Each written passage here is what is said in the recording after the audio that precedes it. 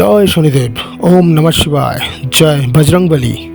Mystery fact চ্যানেলে আপনাদের স্বাগত।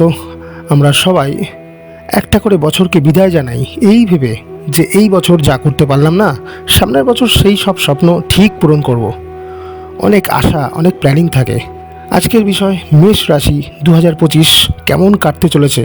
কেরিয়ার, লাভ লাইফ, স্বাস্থ্য, পরিবার, ভ্রমণ এবং শিক্ষা সব কিছু নিয়েই আজকের আলোচনা। ভালো লাগলে লাইক, শেয়ার করবেন, কমেন্ট করতে ভুলবেন না। আর হ্যাঁ, যারা নতুন চ্যানেলে সাবস্ক্রাইব করে বেল আইকনটি দয়া করে প্রেস করে দেবেন। এই বছর আপনাদের ব্যক্তিত্ব একটু পরিবর্তন করতে হবে। টক, ঝাল, মিষ্টি সব রকম মিলিয়ে এই বছর আসতে চলেছে।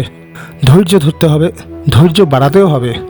বছরের শেষে যে পরিস্থিতি আসবে তা আপনাদের জন্য শুভ, কিন্তু তার জন্য পরিশ্রম বাড়তে চলেছে আপনাদের। শুধু এই বছর নয়, আগামী 7.5 বছর কর্ম করতে হবে ধৈর্য ধরে।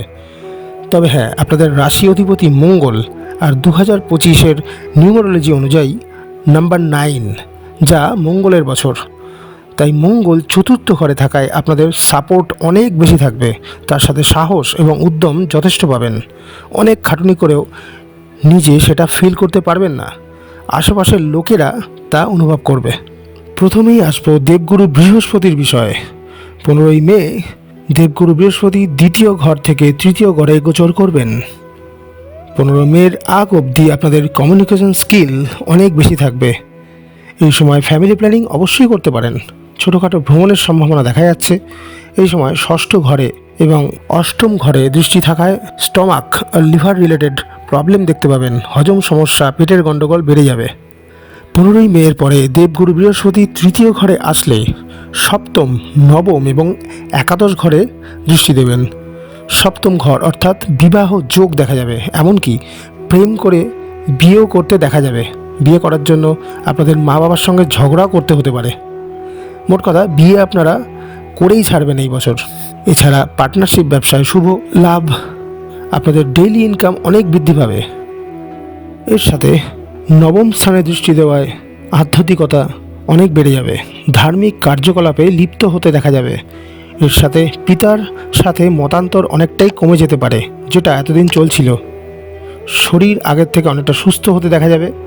একাদশ ঘরে দৃষ্টি দেওয়ার ফলে ব্যবসায় গ্রোথ ও মুনাফা এবং চাকরিতে প্রমোশন হওয়ার সম্ভাবনা, এমনকি চাকরি পরিবর্তনও করতে হতে পারে বেটার অপরচুনিটি পাওয়ার জন্য।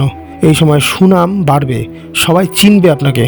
মার্কেটিংয়ের সঙ্গে যুক্ত যাদের পেশা, বিশেষ করে তাদের ক্ষেত্রে এই সময় খুব শুভ। গুরুজনের কথাটা একটু শুনে চলুন এই সময়, আখেরি লাভ আপনারই হবে। এরপর আসবো আসল গুরুত্বপূর্ণ বিষয়, শনিদেবের বিষয়। আপনাদের অনেক সৌভাগ্যের মধ্যেও একটু চিন্তার বিষয়, একটু নয় অনেকটাই চিন্তার বিষয়। 7.5 ফার্স্ট ফেজ অর্থাৎ প্রথম চরণ শুরু হতে চলেছে 30শে মার্চের পর। শনিদেব 30শে মার্চের পর একাদশ ঘর থেকে দ্বাদশ ঘরে অধিষ্ঠান করবেন। 30 বছর পর আপনাদের রাশিতে শনিদেবের 7.5। না, ভয় দেখানোর জন্য কোনো কথা বলছি না, যেটা বাস্তব সেটাকে সময় মতো জেনে থাকলে মোকাবিলা করতে আপনাদের ভয় করবে না। আবারও বলবো, শনিদেব একজন দেবতা, কর্মফলদাতা। সঠিক কাজ এবং নিষ্ঠার দ্বারা তার থেকে অনেক ভালো ফল আপনারা পেতে পারেন, যেটা অন্য কোনো গ্রহ কখনোই দিতে পারবেন না। 7.5-এর প্রভাব কিছুটা আপনারা এই ডিসেম্বর, জানুয়ারি থেকেই অল্প বিস্তর বুঝতে শুরু করবেন। পেটের সমস্যা, শারীরিক ম্যাজম্যাজে ভাব একটু দেখা যেতে পারে। তবে 30শে মার্চের পর দ্বাদশ ঘরে শনিদেব আসলেই চাকরি পরিবর্তনের একটা সম্ভাবনা কিন্তু শুরু হয়ে যাবে। এমনকি পথ পরিবর্তন এবং চাকরিতে ট্রাভেলের মাত্রা অনেকটা বেড়ে যাবে। বিশেষ করে এটা সম্ভাবনা বেশি থাকবে অক্টোবরের আগে। এর সাথে বেকার যারা আছেন তারা চাকরিও পেয়ে যেতে পারেন।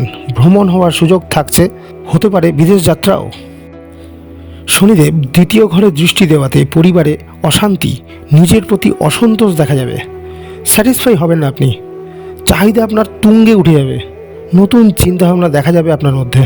তবে চাহিদা যত বাড়বে, নিজেকে আকাশ দিয়ে ওড়ানোর চেষ্টা করবেন না, মাটিতে পা রেখে চলুন।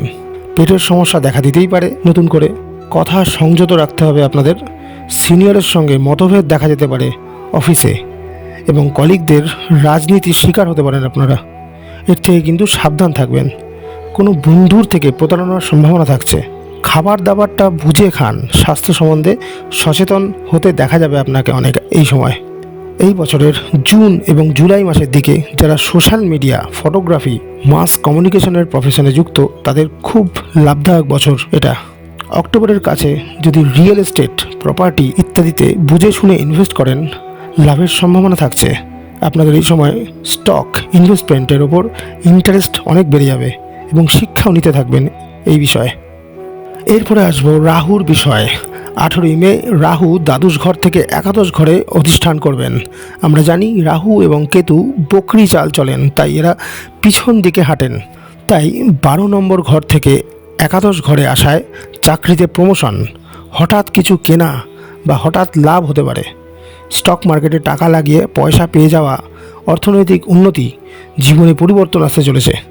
সেটা কর্মক্ষেত্রে হোক বা বাড়ি হোক বা নিজের চিন্তাভাবনায় হোক। এই সময় প্রেম বা বিবাহ হতে পারে, কথা কাটাকাটি হতে পারে আপনার পার্টনারের সঙ্গে। মাথা ঠান্ডা রাখুন। নতুন নতুন আইডিয়া, নতুন নতুন টেকনিক আপনার মাথায় আসতেই থাকবে রাহুর প্রভাবে। সেগুলোকে কাজে লাগান, উন্নতি করতে পারবেন। আর হ্যাঁ, একটা বিশেষ সাবধানতা আপনাকে অবলম্বন করতে হবে 30 মার্চ থেকে 18ই মে অবধি, কারণ এই সময়টুকুতে শনি এবং রাহু একসাথে দ্বাদশ ঘরে অবস্থান করবেন। এই সময়টা একটু কঠিন সময় হতে পারে আপনাদের ক্ষেত্রে। কেরিয়ার বা কর্মক্ষেত্রে কোনো মহিলা দ্বারা অসম্মান হওয়ার খুব সম্ভাবনা থাকছে। কারোর সাথে বেশি গভীর সম্পর্কে জড়াবেন না, নিজেকে বাঁচিয়ে চলার চেষ্টা করুন, না হলে কিন্তু বিপদ। আলস্য এই সময় বাড়তে দেখা যাবে।